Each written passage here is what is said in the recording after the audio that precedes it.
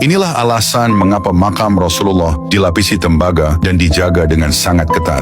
Peristiwa ini terjadi pada tahun 557 Hijriah. Malam itu Sultan Nuruddin Mahmud Zengi, seorang pemimpin dan pahlawan besar dalam sejarah Islam, bermimpi bertemu dengan Rasulullah dalam tidurnya. Dalam mimpi tersebut, Rasulullah menunjuk ke arah dua orang pria berambut pirang dan berkata, "Wahai Mahmud, selamatkan aku dari dua orang ini." Seketika, Sultan terbangun. Namun saat mencoba kembali tidur, mimpi yang sama terulang hingga 3 kali dalam satu malam. Keesokan harinya, tanpa memberitahukan siapapun tentang mimpinya, beliau berangkat dengan 1000 pasukan berkuda terbaik dan membawa banyak perbekalan. Setelah menempuh perjalanan selama 16 hari dari Syam, akhirnya mereka tiba di Madinah. Kepada rakyat Madinah, beliau mengumumkan bahwa kedatangannya adalah untuk membagikan sedekah kepada seluruh warga. Sambil membagikan sedekah, Sultan menatap wajah setiap orang dengan saksama, mencocokkannya dengan dua wajah pria pirang yang ia lihat dalam mimpinya, berharap dapat menemukan mereka. Setelah semua penduduk Madinah menerima bagian mereka, Sultan bertanya kepada gubernur, "Apakah masih ada orang yang belum menerima sedekah ini?"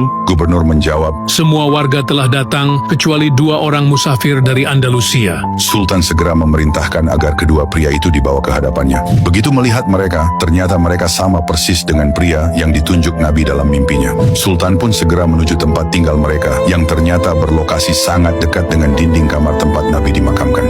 Saat memasuki kamar tersebut, tanpa sengaja beliau menginjak sebuah karpet yang mencurigakan. Ketika dibuka, ternyata terdapat sebuah lubang besar yang ditutupi kayu. Lubang itu adalah terowongan bawah tanah yang digali dan mengarah langsung ke makam Rasulullah. Akhirnya, kedua pria itu tidak bisa mengelak. Mereka mengaku sebagai mata-mata tentara salib yang ditugaskan untuk mencuri jasad Rasulullah. Motivasi utama mereka adalah membawa jasad Rasulullah ke Eropa sebagai pukulan psikologis dan spiritual bagi umat Islam yang saat itu sedang berperang melawan pasukan salib. Sultan Nuruddin kemudian menjatuhkan hukuman mati kepada kedua pria tersebut. Selanjutnya, beliau memerintahkan pasukannya untuk menggali parit yang sangat dalam, mengelilingi seluruh area kamar makam Rasulullah hingga mencapai lapisan air tanah paling bawah.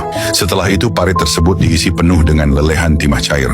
Timah itu membeku dan menciptakan benteng bawah tanah yang kokoh yang diyakini masih ada hingga hari ini, menjaga jasad Rasulullah di dalam Masjid Nabawi. Wallahu a'lam bishawab. Allahu Akbar.